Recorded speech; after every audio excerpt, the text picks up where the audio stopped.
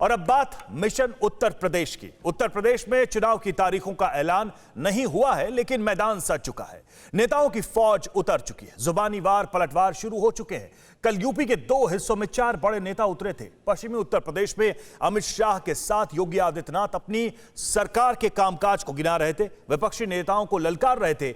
वहीं पश्चिमी यूपी में प्रियंका गांधी कांग्रेस की सत्ता में वापसी की प्रतिज्ञा दोहरा रही थी। तो वहीं मुरादाबाद से करीब 550 किलोमीटर दूर बुंदेलखंड में अखिलेश यादव दहाड़ रहे थे।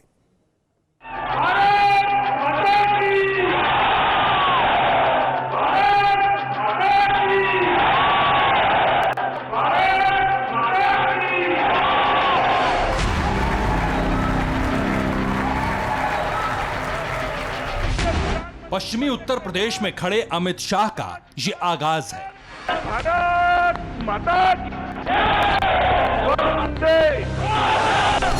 अमित शाह की मौजूदगी में ये मुख्यमंत्री योगी की दहाड़ है। 500 वर्षों का इंतजार, अयोध्या में श्री राम जन्मभूमि का समाप्त हुआ। अमित शाह और योगी आदित्यनाथ से 200 किलोमीटर दूर प्रियंका गांधी का ये सियासी प्रहार है। सशक्त बनो, अपने हक के लिए खुद लड़ो, कोई नहीं आएगा तुम्हारे लिए लड़ने के लिए, तुम खुद लड़ोगी और मैं तुम्हारे साथ खड़ी हूँ। तो बुंदेलखंड में सीटों का सूखा खत्म करने उतरे ये अखिलेश यादव का आक्रामक अंदाज है। ये आपको योगी सरकार चाहिए क्या योगी सरकार चाहिए? तीखे शब्द बाण से सियासी शत्रुओं को परास्त करने के लिए प्रतिबद्ध नेताओं की ये जबरदस्त शुरुआत है। बीजेपी के चाणक्य पार्टी की सत्ता में वापसी के लिए उतर चुके हैं। जोरदार तालियों के साथ अभिनंदन करना लगातार। योगी आदित्यनाथ के साथ मैदान में विपक्षी नेताओं को ललकार रहे हैं। अखिलेश यादव सत्ता के शीर्ष तक पहुंचने के लिए रास्ता तलाश रहे हैं। सरकार बनेगी तो अपने किसानों के लिए सिंचाई मुफ्त के लिए इंतजाम करने का काम समाजवादी लोग करेंगे।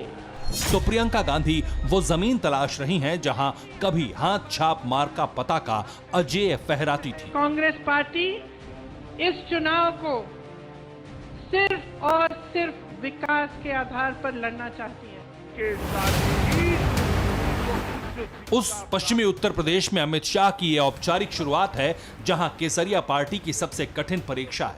किसान क्रांति से प्रभावित उस जाटलैंड में विश्वविद्यालय की सौगात देकर समर्थकों को साधने की कोशिश कर रहे थे गृहमंत्री अमित शाह, जिसने 2017 में बीजेपी को लखनऊ में 5 साल के लिए स्थापित कर दिया। अमित शाह गन्ना किसानों का नाम लेकर उन्हें सरकार का हिसाब दे रहे थे।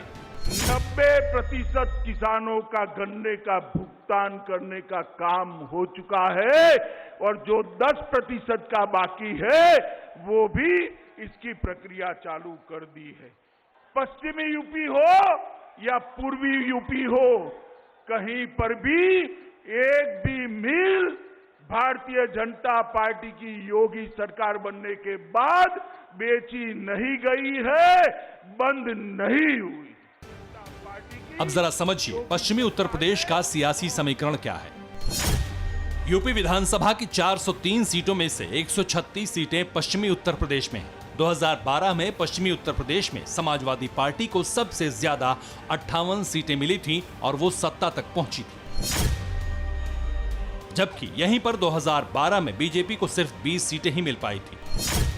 2017 में पश्चिमी उत्तर प्रदेश में बीजेपी को लगभग एक मुश्त वोट मिला और सीटें थी 103। और बरसों बाद बीजेपी देश के सबसे बड़े सूबे की सत्ता में लौटी थी।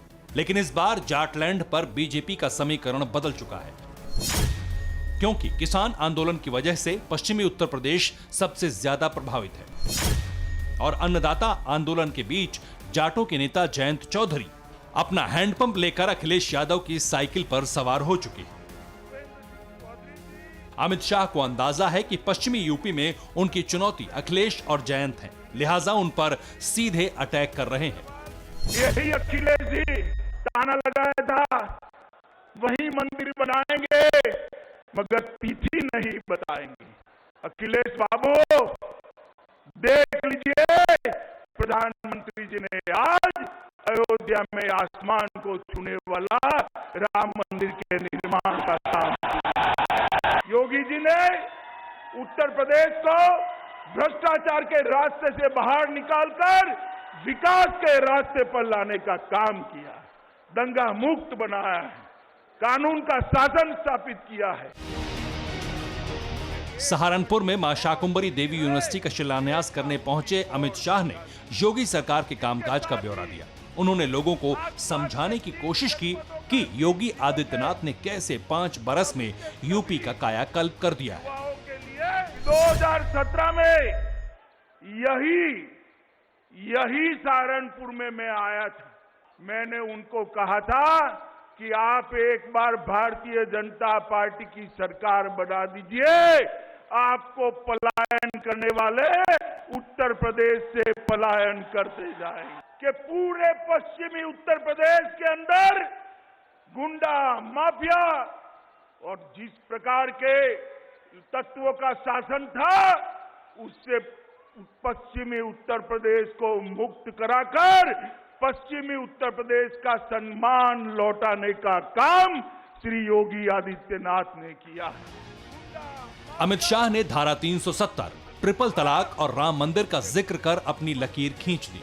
शाह से पहले मुख्यमंत्री योगी आदित्यनाथ ने कुछ यूं अपने कामकाज की व्याख्या करते हुए विपक्ष पर प्रहार किया। कौन नहीं जानता कि सहारनपुर के दंगाइयों को लखनऊ में सम्मानित किया जाता था, लेकिन भाइयों बहनों, पिछले 4.5 वर्ष के अंदर आपने देखा होगा, प्रदेश में दंगा नहीं, कांवड़ यात्रा हो या फिर होली और दीपावली, दुर्गा पूजा हो या जन्माष्टमी के आयोजन, पर्व और त्योहार शांतिपूर्ण तरीके से मनाए जा रहे हैं।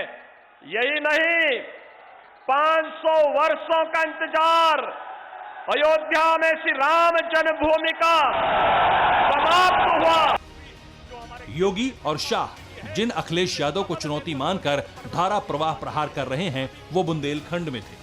उनके बारे में बताएंगे, मगर पहले सुनिए प्रियंका गांधी को, जो पश्चिमी उत्तर प्रदेश में ही थी। मुझे आश्चर्य हुआ मैं जब यूपी आई। जमीन की माफिया, नदी की माफिया, बालू की माफिया, पढ़ाई की माफिया, इम्तिहानों की माफिया, जहां देखो माफिया ही माफिया। मुझे तो आश्चर्य है कि सांस पे कोई माफिया नहीं है कि आप सांस ले रहे हैं और आपसे हफ्ता लिया जाए। दरअसल प्रतिज्ञा रैली करने प्रियंका अपने ससुराल यानी मुरादाबाद में खड़ी थी। हालांकि मुरादाबाद में कांग्रेस 0 पर सिमटी हुई है। पश्चिमी उत्तर प्रदेश की 136 विधानसभा सीटों में से कांग्रेस के पास सिर्फ 2 सीटें हैं। 2017 में कांग्रेस को सिर्फ सहारनपुर में 2 सीटें मिली थी। तब अखिलेश यादव का हाथ थामे कांग्रेस चुनाव लड़ रही थी, जबकि 2012 में कांग्रेस को 8 सीटें मिली थी। लेकिन इस बार किसान क्रांति के बीच कांग्रेस भी नई उम्मीद देख रही है। 700 से अधिक किसान शहीद हुए। उन 700 शहीदों के लिए प्रधानमंत्री जी 2 मिनट के लिए भी संसद में मौन नहीं रहे।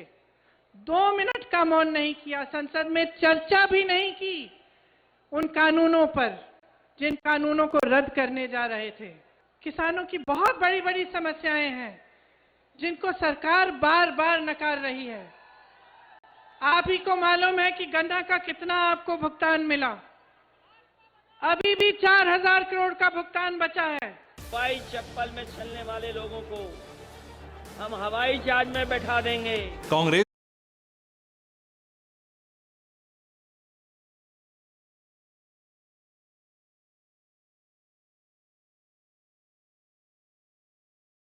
अड़ी सोमवार से शुक्रवार शाम 6 बजे सिर्फ TV9 भारतवर्ष पर।